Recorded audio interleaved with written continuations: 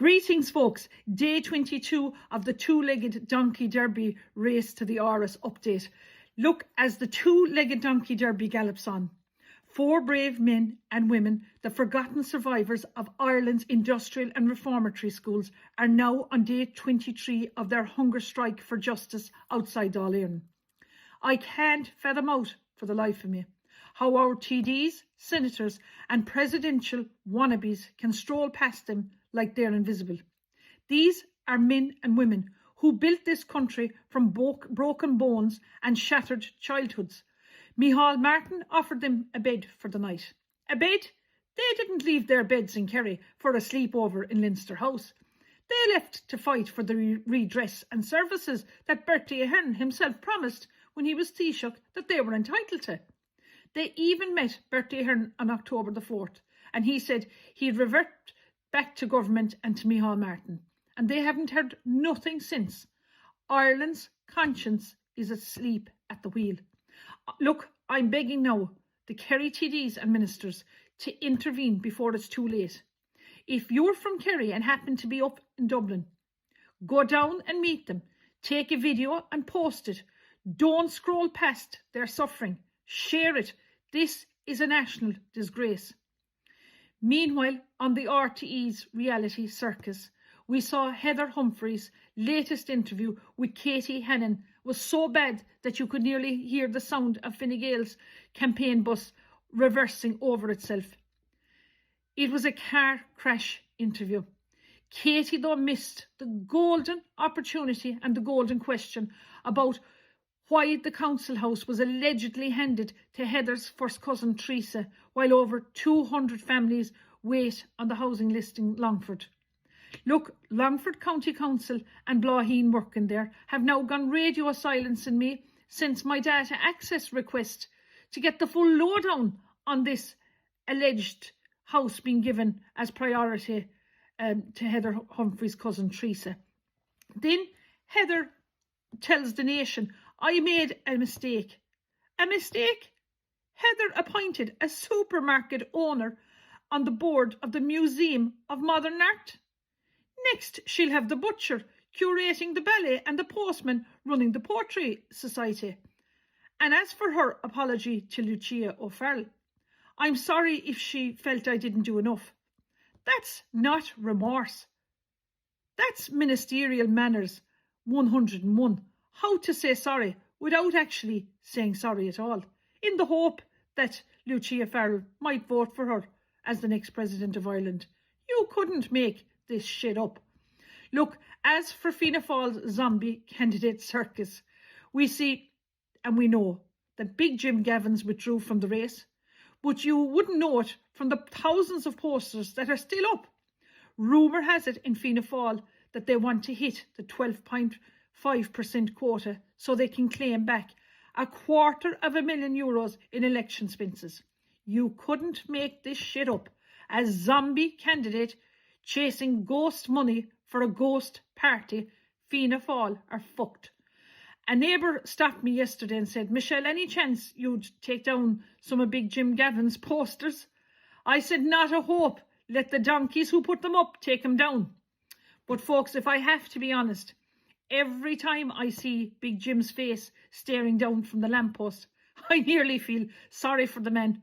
But then I remember the €3,300 rent, the dodgy deals, and the whispered alleged scandals between the women and the girls. And suddenly my sympathy evaporates faster than a TD's promise after election day. Donald J. Trump is vindicated again. And I'm still waiting for the Irish political class to apologise to Donald J. Trump, particularly now to the Irish journalists who slate him, and to Micheál Martin and Simon Harris and Mary Lou MacDonald and all the ones on Binnerville Bridge and all the ones on the flotillas gone out, and Paul Murphy and Catherine Connolly. I'm waiting now for you to apologise to Trump, because this man has just brokered peace in Gaza. 2 years of war, and he did what the EU, Biden and the EUN couldn't, along with our Mary Lou and Simon Harris and Micheál Martin. He got results. he'll go down in history as the greatest president of our time. I said it during my 2024 campaign that Ireland needs a Trump-style leader, strong, fearless and pro-Ireland and not pro-Brussels. And, you know, I've always been a huge admirer of Donald Trump, and I make no apologies for it. But I'm looking now at the 3 donkeys on the ballot paper for this presidential race, and I've made my decision up. I'm smiling my vote, and I'm writing number 1, Donald Trump for president. Now, let Micheál Martin fucking chew on that for breakfast.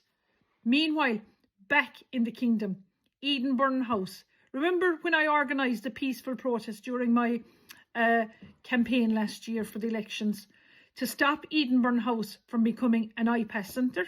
Well, we stopped it, and now Kerry County Council has issued an enforcement order against the owners.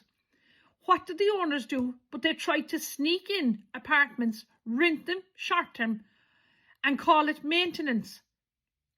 Kerry County Council said, nice try, shut it down.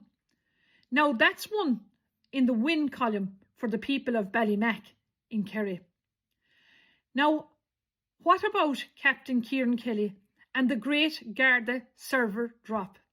And speaking of wins, brace yourself for Friday's big data dump, because Captain Kieran Kelly is about to release the first batch of Garda server files, and the whole country is going to be watching like it's the Late Late Toy Show for grown-ups. We're talking 25 years of Garda data, emails, files, and the kind of material that makes politicians suddenly unavailable for comment. And remember, Captain Kieran Kelly isn't doing anything illegal. He got the old servers that someone forgot to wipe before the replacement. I nearly choked, folks, on my tea when I heard it. Ireland is about to see more dirt than the National Ploughing Championships. Get the popcorn ready, folks, because when the shit hits the fan this Friday, half of Leinster House will be looking for new lawyers. The wild geese are coming home, and under Captain Kieran Kelly's leadership, the wild geese are flying home, and this time they're not bringing souvenirs, they're bringing justice. The corrupt now will crumble, the truth will soar, and the 2-legged donkeys will finally be sent out to pasture. The wild geese are taking flight, and Ireland is taking her country back. Gora Míle Maithagibh.